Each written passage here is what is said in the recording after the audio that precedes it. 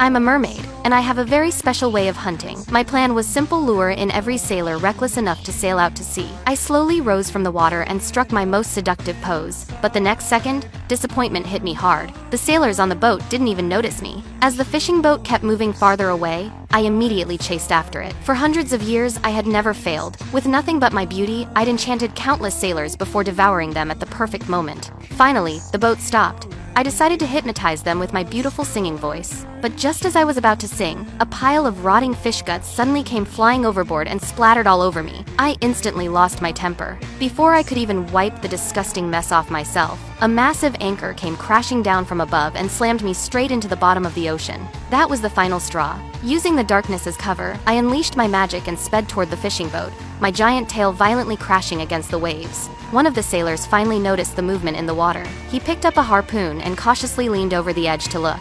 The moment he turned around, I burst out of the ocean, grabbed onto a hanging hook, and gracefully swung myself onto the deck, landing right in front of him in an irresistibly seductive pose. Unfortunately, my luck was terrible. Halfway through the jump, I slammed directly into a seagull flying past me and fell right back into the ocean with it. But I still refused to give up. This time, I climbed directly onto the boat and deliberately showed off my body to seduce the sailor. I could tell he was already close to falling into my trap. Just as I was about to release an electric shock to kill him, a tall sailor suddenly rushed over and smacked me unconscious with a shovel.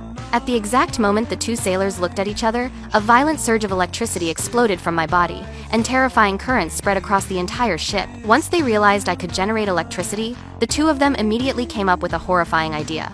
When I woke up again, I found myself trapped inside a giant aquarium tank. Every time I struggled in anger and released electricity trying to escape, they converted my power into usable energy. From that day on, the two sailors used the money they made from exploiting me to open a bar. That's when I